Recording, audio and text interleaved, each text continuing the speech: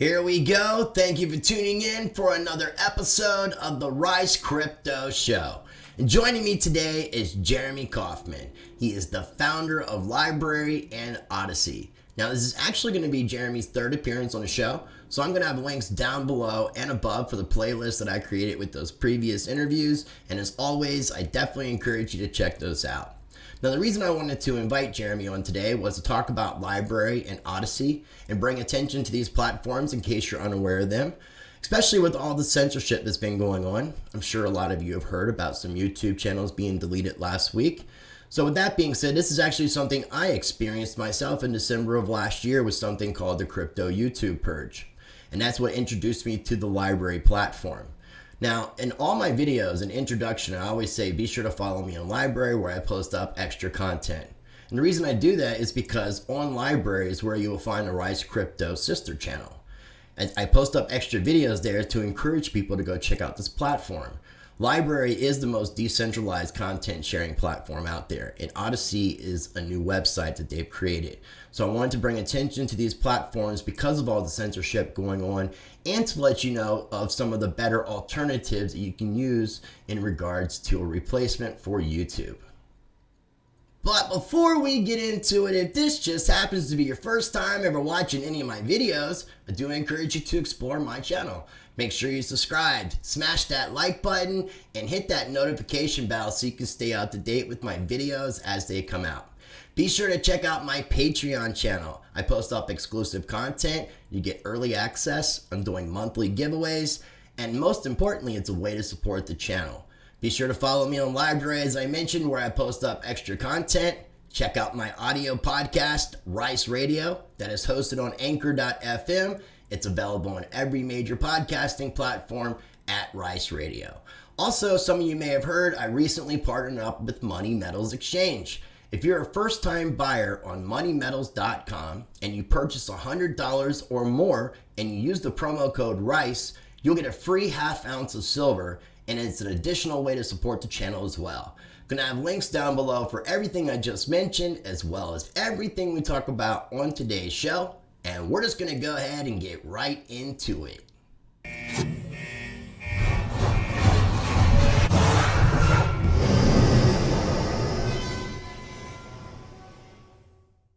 All right, ladies and gentlemen, joining me once again is the founder of LBRY and Odysee, Jeremy Kauffman. Now, we'll have a link down below and above for the previous interviews. This is Jeremy's third appearance, but we're going to kind of go over some things that we had covered a little bit in the first two interviews. But again, I will have a playlist and have that linked down below and above. But Jeremy, I appreciate you coming on the show today. How you doing? I am doing great. Things have been going crazy over here, and but it's great to take some time to talk to you, Rice. Yeah, and I really honestly appreciate it, and I can only imagine the craziness, and I'm assuming that some of that has to do with a lot of what happened last week with YouTube deleting a bunch of channels and people trying to find new platforms to go to. Would that have a little bit of anything to do with it? Yeah, it's absolutely. It's the latest time that it's happened. I mean, we're talking about dozens of times, but there absolutely has been another wave.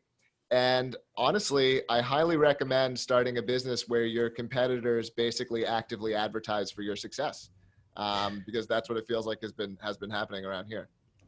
I agree, man. And one thing I want to let people know is the reason I got in touch with you was because back in December of last year, we had the Crypto YouTube Purge and a bunch of channels got hit. And I was one of those channels. And I was having some problems with other decentralized video content sharing platforms, and spoke with Tom on Twitter and found out some great things about LBRY and started using it, started interviewing you, and just been a big fan ever since. Now, the first time I interviewed you, it was kind of like, well, I need a backup channel. And then I'm looking at you and you're like, well, we don't want to be the backup necessarily. And I want to let people know that when I talk, because I do this in every video, I say, make sure you follow me on LBRY where I post up extra videos. And I do that because of what's been happening with YouTube, because of what happened with me in December. I'm letting people know where they can find me. It's not my backup channel, it's my sister channel. So it's got actually more content. What I'm thinking about doing is older videos that I have on YouTube, just unlisting them so that they can only view them on LBRY, because I'm really trying to push people more towards this platform. And I look at it as an alternative to the censorship that YouTube is creating. And people definitely need that content freedom, that freedom of speech. And I appreciate what LBRY is offering. Now, for those who are unfamiliar with LBRY, and I know you've done this before, but do you mind kind of giving everybody a little bit of an elevator pitch as to what LBRY is and how it's beneficial to freedom of speech? Yeah, I'd love to. And we've had a lot happen since I was last on as well. One of which is the launch of Odysee, Odysee.com, ODYSEE.com. And I'll get into LBRY and why LBRY is important for being, to enable free abilities to communicate.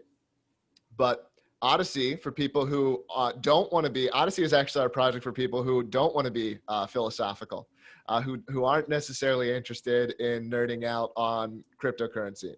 And it's designed to just be a better YouTube, YouTube with better policy, and with a better user experience, and with more independent, original content creators.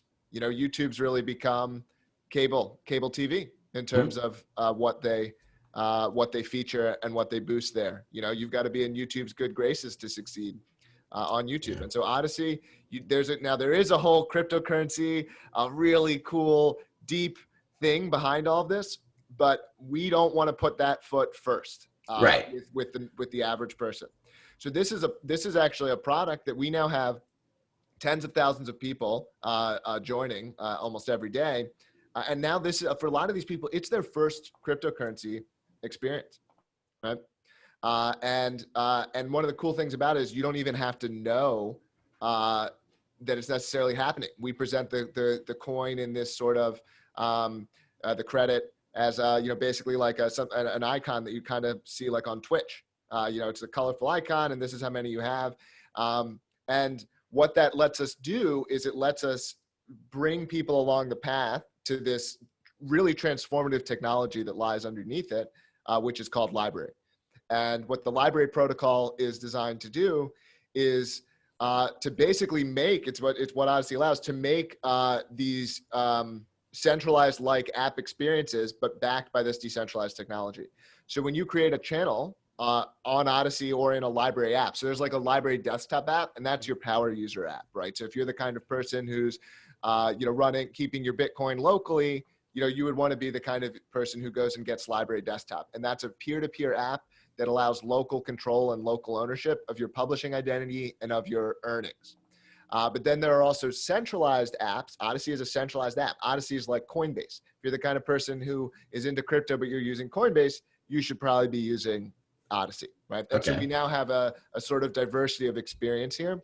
But ultimately, all of it at the core is built on the LBRY technology, which lets anyone in the world create, publish information, and retain local control of the publishing experience, just the way that Bitcoin allows this sort of local control of our money. LBRY allows local control over our publishing identity. I love that, dude. And that's definitely very important, because I think that when people are publishing on YouTube, they're losing control of their content. Essentially, they don't have full control, and things can be utilized in ways that they don't want and manipulate it. Now, with all the censorship that's going on, I just recently heard that the Department of Justice is going to be suing or taking Google, ABC, YouTube to court. I don't know if they're trying to break up the monopoly or what they're exactly trying to do, but what do you think about that? Well, what do I think about it? I mean, I think as much as they suck, it's basically people playing politics. People want to swipe at big tech, and I get it. Big tech sucks. So there's a certain maybe emotional level where I'm like, okay with the swiping. I don't think it's going to work. I don't think it's going to change anything. And I think it's mostly something that's driven by politics, not by, what's the opposite of politics? Reality. Reality would be the opposite. That's hilarious. Oh, I do want to let people know too that you have your own channel on LBRY, so I'll have links down below so people can check out your stuff, because I do enjoy your content. I like your updates. The Odysee thing I thought was a really great idea, especially kind of trying to make it to where it wasn't so crypto. And when you said it's first people's experience, like getting cryptocurrency or even earning cryptocurrency, that's the LBRY credit we're talking about, the ticker LBC. And somebody who I collaborate with, a guy named Stan Barabbas from their YouTube channel, Bodhisattva Love. I got him using LBRY right away when I met him. And that's the only cryptocurrency he owns right now. So it was the first one for him, but he now wants to bring me on his show and talk more about crypto. And he asked me a lot of questions. So it kind of helped, like you were mentioning, it kind of helped get that foot in the door. Because when people have that, when they have the cryptocurrency, it gives them a different experience too. Because they get to see like the volatility of prices, and they also get to see the fact that they can earn, for their attention, which is also a really cool thing. To use like LBRY TV or Odysee with Brave, the combination. Yeah. And Brave's a great product. And because I think part of something that I think can hold cryptocurrency back at times is that it's a little bit more than a little bit abstract, why it's important. It's like, oh, well, it's money and it's not, I know you're talking about like the Federal Reserve and monetary policy or well, how like the payment rails are like corrupt and it's we're not free to move our money. And it's like, well, like everyone's like, but wait, I just want to buy, like, wait, do I buy milk with it? Like, what do I don't get it. You buy this thing and then you when do I use it? And I'm very big on cryptocurrency. I'm a supporter, so I'm not trying to like be negative about it, but I think it can be hard for some people to get why it's important. And with LBRY, it's actually almost easier because you go to someone and they say, well, look, on YouTube, people's channels can get taken away from them unilaterally. On LBRY, they can't. Right. It's just you own it. That's what's different about it. And it's like people don't need how? Oh, well, it's with a blockchain. And now that hand waves a lot of things. There's some real technical stuff here. We have a white paper that was accepted to IEEE. That was written by several computer science PhDs and amateur computer scientists. Amateur is the wrong word, but not quite as learned computer scientists like myself, formally learned, very self-taught. But that's not. No one's going to care about that. It's what does it do for me? What does it do for me? I don't want to know how my internal combustion engine works. I want to know that there's this new thing that lets me drive somewhere super fast and get places quicker, right? Yeah. And so we need to find reasons like this. I think LBRY does a good job of that. But for other cryptocurrencies, we should. I don't know. What is the most succinct answer? What would you give? What's your most? Maybe I can learn from you because you go around pitching Bitcoin even more than I do. What's the super succinct? How do you sell a normie on Bitcoin in a couple of sentences? Well, when I really honestly try to explain what Bitcoin is, I really just try to explain monetary policy. I think that's the best way to do it. And considering what's going on with the Federal Reserve now, with everything with the pandemic and all this money printing, all the money printer go burr, it actually is making it a lot easier to explain. Okay, that's true. That's a good point because it's happening. Yeah, that's a great point. You get to actually say that Bitcoin, decentralized cryptocurrencies are designed to be the exact opposite of what we're seeing from the Federal Reserve. And now you're seeing a lot of different traditional investors starting to get into the cryptocurrency space because of their doubt and where they're speculating the US dollar going. I mean, the Bretton Woods announcement, the talk of the US dollar losing its world reserve currency. I mean, that's some big stuff. Yeah. People don't know how that's going to really affect the everyday American. I don't know. We've had a very posh lifestyle. If you look at some other countries and how they've had to live, and with us having the world reserve dollar status, we had a certain posh lifestyle. And I think that it's going to definitely devalue what the dollar is worth. So that's going to be, the high inflation or the hyperinflation. Economics is definitely one of my favorite subjects, just as much as freedom of speech. I agree. It's quite an interesting subject, and it's part of what makes cryptocurrencies so interesting. Is they're definitely very interdisciplinary. You've got this hard tech, you've got economics, you've got it's a social technology too, and understanding how humans interact with new technology is a big part of it. Now, as a person, Jeremy, what made you want to create LBRY? What made you want to found this company and get all these awesome people to come onto the team and help make this awesome platform? So the internet it was my biggest teacher. As a young kid, I was able to get online, fairly early, and I would go on the internet and I would like look things up, and I learned a lot of things that way. I learned that that, for example, in school, there's a lot of things that I was being taught that I think were at least more suspicious than they made them out to be, or less likely to be true than they made them out to be.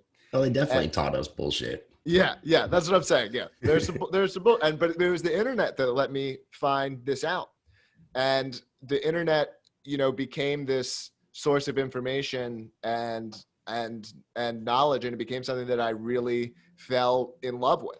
And this idea of information, just this vast network and world of information. And as someone who's into that kind of thing, I also got into sort of the peer-to-peer distributed tech scene, even technologies, prior to BitTorrent even existing. I always liked that kind of thing. And as someone, so I just had an appreciation for decentralization. And by the time Bitcoin came out, I also had an appreciation for economics. And so there was this new technology in a field that I was familiar with. Computer science was my background. And I was thinking about, what is this thing fundamentally? How could it be used? And it turned out that you can use a blockchain as a record, as a database of what exists on a decentralized network. That was sort of the core insight that led to developing LBRY. Was basically, we already have good decentralized networks. Like BitTorrent has a lot of problems from a legitimacy and and adoption perspective, but in terms of as a technology, it works very well. And but a blockchain had the ability to approve it. It had the ability to add publisher identity. It had the ability to add a catalog to make a listing. And once that idea kind of struck me, I mean, I basically couldn't not work on it. It started occupying, I was like, this is such a good idea. Someone needs to do this. No one's doing this. It needs to happen, and then I ended up starting the company. So for people who are unfamiliar, this isn't like a new platform either. When did you create or found LBRY? Yeah. So the LBRY blockchain launched in the middle of 2016. Okay. So the blockchain's been live for 4 years. When the blockchain launched, though, there wasn't a user interface available. There wasn't when the blockchain launched, we actually didn't have publisher identity in the first version. All it let you do was store metadata in a blockchain about a distributed data network. And so it's been a long, continual, steady, kind of climb of continuing to build, continuing to iterate, continuing to make the product better. And I think that's, and I could, I don't know if I know the URLs quick enough that we could load them, but there's some really old UIs that I could show. I mean, the first UI I think didn't have, even the first UI, had very few elements. It took us more than a year to get, probably 2 years to get a decent UI going. And it wasn't online. We had to build a web version, right? I think this is something that a lot of other blockchain companies get wrong, is they say that they have this blockchain product, but the only way to use it is web apps, which are then ultimately centralized. And I think web apps are really great, to be clear. They're what normal people need to use. But if that layer for the people who want to be more advanced and want to be more technical isn't there, then you haven't really created something different. You couldn't make Coinbase before you made Bitcoin. You have to make Bitcoin. Right. Bitcoin has to work, and then you can make Coinbase. So we went through that process with LBRY, building out the decentralized network. And then as that technology worked better, building the sort of more centralized, that's what they are, instances with better user experience that can really grow massively. And now it is growing massively. And we had 5 million people access LBRY last month. Dude, since I've joined LBRY, I've seen so much change and so much growth. And we're talking 10 months roughly. Because it was the 25th of December. So I got in touch with you the early January. So it's been Now we're coming on close to the 11-month mark, but that's a lot of work you guys have been getting done, which I, super impressed with. And so you mentioned the web browser or the web aspect. So that's LBRY TV and Odysee. And Yeah. those, as we talked about it before, like you said, when you're dealing with the web interface, it's going to be centralized. There's no way around that. That's where I have discovered that LBRY is the most decentralized content sharing platform out there. And I keep trying to explain this to other people. Like BitChute doesn't really, they're a lot more centralized than they put out that they are. Yeah. A lot of these platforms BitChute's closed source. It's you can't even access their code. Yeah. They're doing a fundraiser thing now. For whatever reason, most people have been gravitating towards BitChute, and I don't know. It's just because certain other people were over there, but I've been really trying to push more towards this element. Now, when we talk about freedom of speech, before I move on to that, I want to remind people that you said that you can download a desktop application so that you can run a desktop version. Yep. And that's not dealing with any centralization. There's also smartphone applications. You do have it on iOS, right? We do not, but someone is Saw it working on the on that roadmap right now. Okay. Soon. Cool. I'm glad I brought that up. But any ideas? I mean, I don't know a deadline, but that is saying dates on videos is Is too dangerous evil, of a life yes. for me to live today. I get you. But I we're get working you. on it. Cool. Yeah. Well, I'll be paying attention to that and let people know as well about that. But when the thing I wanted to kind of get to with the freedom of speech, because obviously there's some things that aren't going to be cool for everybody to see. And I mean, freedom of speech, when you say freedom of speech, it's literally freedom of speech. But I'm sure if, like, what happens if somebody puts a snuff film or kiddie porn on LBRY? What happens? Sure, bad things or illegal things specifically. Actually, let's talk about specifically illegal things. First, I'll talk about what we do, and we do some things to attempt to prevent illegal behavior. But I've not seen apps. it. I just want to make this Yeah. aware to people. I want to start by and I'm not suggesting that you don't understand this, because I think you're setting up here maybe a little bit. But the first sort of level of it is that protocols don't have places of censorship, right? And the LBRY protocol is a protocol that's designed to exchange videos and other pieces of digital content the same way that HTTP is designed for us to exchange websites and SMTP is designed for us to exchange emails. And none of these protocols have, you can't call up the president of HTTP and say, take down this website. That's not how it works. You can take down specific servers, right? You can go after places that specific activity is happening, but that's the way that all web protocols work, right? Yeah. So at a certain level, the same is true of LBRY. If you go at a low enough level, you're talking about you have to go after the people who are doing the activity, right? That said, as a company, we don't want our technology to be used for infringing or illegal purposes. We're registered agent with the federal government in terms of DMCA takedowns. We process these and other content that is illegal for some reason onto blacklists that are then passed around between wallet servers and web instances who want to operate legally. Everything ships with the blacklists by default, and that way, so basically illegal information is never served from our servers and never returned by our software, by default. Can people modify the software to do illegal things? They potentially could, but that's true. People can do illegal things with all kinds of software. Right. So we don't want LBRY to be used for that, for those kinds of purposes. And I wanted to bring this up just so people can understand that there comes a certain responsibility with allowing freedom of speech, because you can look at someone like Ross Ulbricht with the Silk Road situation, and some people could say that he was irresponsible with allowing certain things to be on the marketplace. So I think it's important for people to realize that, because I think when it comes to like natural law and morals, those are things that I think people would be concerned about. And I just wanted to kind of get your thoughts on it. Now, what would be preventing you guys from becoming another YouTube and start to censor everybody? Yeah, that's a great question. And that's the question that I think we should always be asking when one of these services claims to be replacing the status quo.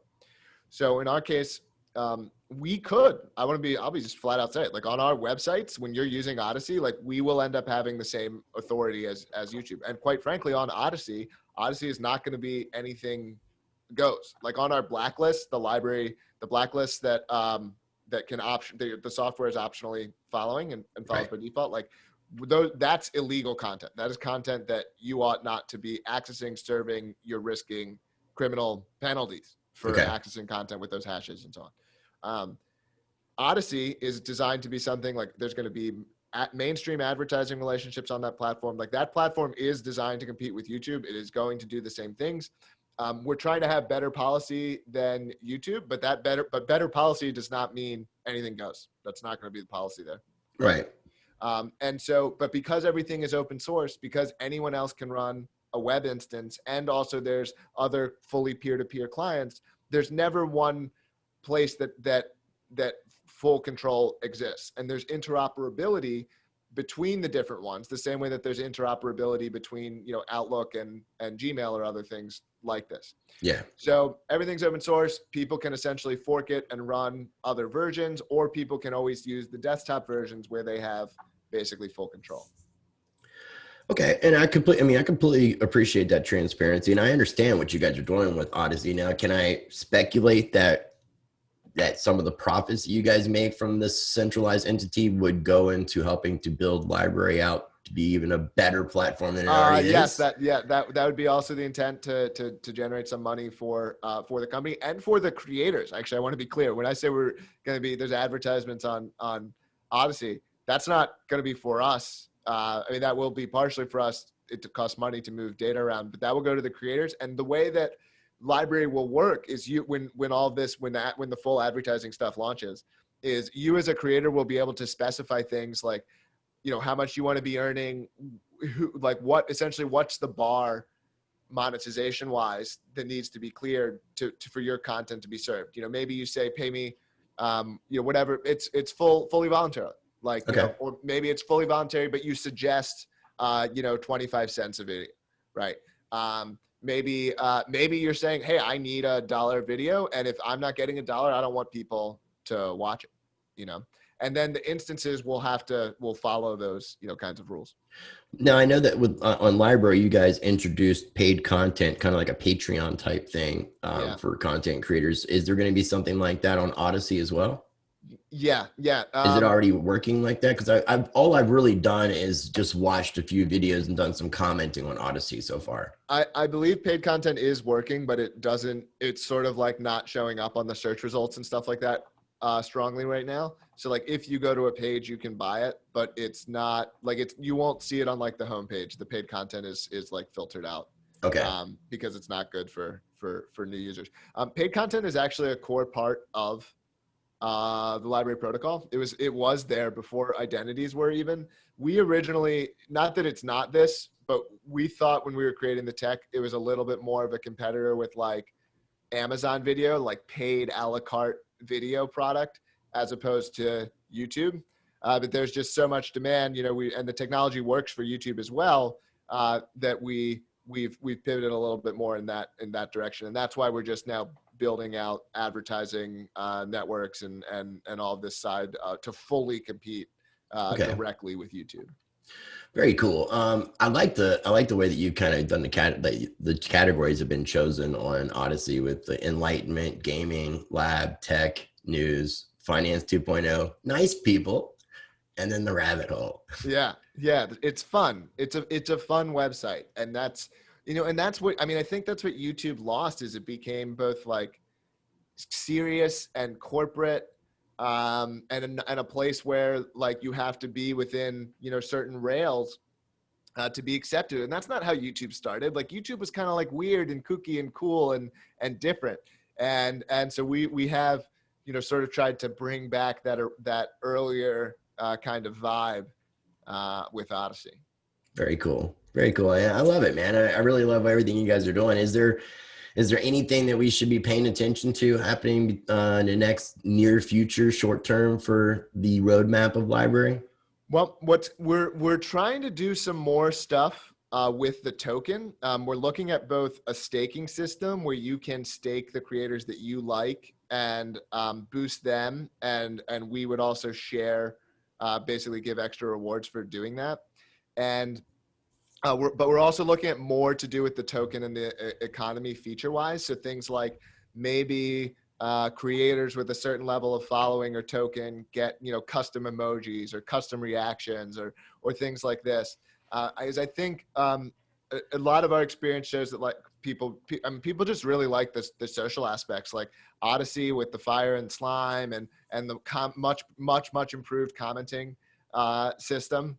If you want people are just really liking it. And so we want to bring the token into that more, bring the token into the social experience in terms of like both like you can tip or you can comment right now, but you can't do both at the same time. You know, whereas like comments that are tipped, you know, those should be at the top. Someone gave this creator some money to say that, Like you know, highlight it. Yeah. yeah, boost that or highlight it or things like exactly. So a whole bunch of stuff in this category. And we're a creative company. And so I'll be honest, you have your ideas and then it's 2 months later, you're working on the product on that thing specifically. You're like, what if we did this? And it's like, well, that's a better idea. You know, so like they'll continue to iterate on what these are, but things in that direction of like socialization and economy on the platform is going to be a lot of that's coming. Very cool. And you also mentioned the idea that content creators that are on Odysee would, and if you're on LBRY, you're automatically going to be on Odysee, correct? It's all, yeah, it's the same thing. Yeah. But you said now so there'll be kind of like a revenue share with the advertisements that'll be done. Yeah. And we'll be explaining all of this, but we're going to be better than YouTube in terms of when there's ad revenue, the percentage that will be getting shared with creators. That's cool, man. I really love this. And I mean, I also want to let people know that, you know, I mean, I've gotten a chance to meet you. You're the founder of LBRY. So, I mean, it shows how personable the company is. I've gotten to know Tom. I think it's Julie does the community managing. Yeah. Okay. So I got something in the mail a few months ago and I did a video on LBRY with it, but it was like a thank you gift from you guys. And it had a really nice letter. And I know you guys have done stuff like this with other people in the past, but I think it made me feel special, man. It made my heart feel fuzzy. It's a really cool little box that says, in case of censorship, break glass. And then you open it up and it's got a really cool USB. It's basically a cold storage wallet that's got the LBRY logo engraved on that bad boy. I was like, man, this is so beautiful. And they, you know, obviously there was some LBRY credits included on it. So I'm just really appreciative of feeling appreciated. Like I've never heard anything from YouTube. Like the best I'll get from YouTube is like when I'm bitching about them demonetizing me or something on Twitter, and Team YouTube wants to throw in some frequently asked question link. Yeah. Yeah. I mean, look, yeah, so thank you. I mean, I'm glad it's great to hear that you appreciated it. It's what we're trying to do. You know, we're trying, this is a project that's like very much of the people project. I mean, hundreds of people, thousands of people have contributed their time, their energy to building up what we're doing, to making LBRY successful, you know, and we want to spread that around. We want to be generous, you know, and the reason that we're available is because we care about this idea of what we're doing, you know, like expecting something good from YouTube is like, I don't know, like expecting like good treatment from Comcast or like some other like highly corporate entity. That's what they are now, you know? And so we're a little bit more mom and pop. I dig it, dude. I do. And I mean, I really, truly appreciate it. I mean, I think that's the kind of world that we need to be working towards. Having just, it means a lot. And that's the reason why I wanted to bring it up. Cause I mean, I do appreciate the fact that if I hit you up, you're generally pretty quick to respond. And everybody at LBRY has been super helpful because I'm 45. I'm pretty good with computers, but I'm not an expert. And there was some things like with the LBRY to YouTube first partnership that I had to do, like using Handbrake, different things that I hadn't done before. And that Tom was super, super helpful with me. Even a couple of times he remote into my computer and was actually like doing things to help me out. because I was having problems with the FFF MPEG thing or whatever it was called. But it taught me a lot too. So I'm glad that I got to go through that process. So I've been encoding all my videos now. Yeah, fantastic. It's definitely a good thing for creators to learn about that. Although that said, that some aspects of that are not exactly where we want to be, user experience wise. We do want it, and to be fair to people, I was part of a testing program. Yes. So it's not like this is a normal experience. I volunteered for this. That's true. Yes, that was a very early version of that program. Yeah, you were the alpha wave of that, I believe. Yeah, that was one of the first. So yeah, I appreciate the opportunities, man. Well, I guess before we wrap up, was there anything that we didn't talk about, or any final thoughts you wanted to leave people with? So look, if you're still listening, hopefully you're doing it on Odyssey.com by now. If you're not, you got to get over there. You got to create the account and start watching this show over there. If you're a creator yourself, this is something that changed in the last 6 months. You might not know. You can now sync your channel just by signing up on Odyssey.com. So you used to be to bring in your YouTube channel. You had to do this whole extra stuff. Just create an account on Odyssey.com. We'll bring your whole YouTube channel. So you don't have to do the YouTube partnership thing. Don't have to just sign up. Just go straight through Odyssey. Click a button. We'll just pop it all over for you. So cool, because I knew a couple people were having a little bit of quirks with that program, because I think some people were signing up for an account and then they were going to the YouTube program and then they were getting duplicates. That happened to me actually. That's definitely a thing. There are probably dozens of people who did that. I think that's why my channel is actually like Rise Crypto too. Yeah, so it's much easier now.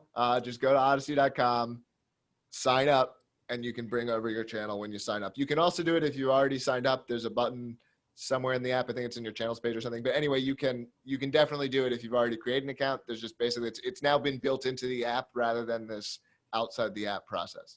Awesome. Sweet. Well, I will say it again so people know it. I am going to be posting up more content, extra content on LBRY and Odysee. So I encourage people who like my content to make sure that you're supporting these platforms and checking out these platforms for the other videos that you're not going to see on YouTube. So I'm purposely going to limit my content. I was getting to that point and then I started getting comfortable. I started thinking, everything's good. And then I was still working with LBRY, still very much promoting LBRY, but I wasn't putting as much extra content up. And this past week just reminded me that I just need to stay on my toes and I need to keep with the game plan, because I know ultimately my channel is going to be gone. It's just a matter of when. So that's why I got to keep pushing people over to LBRY and Patreon and other platforms that I'm on, but LBRY is definitely where I definitely encourage people to check out. So I'm going to have links down below for everything we talked about. Again, Jeremy, I really appreciate your time. And as always, ladies and gentlemen, I encourage you to be the change by practicing change. Right on. Thanks.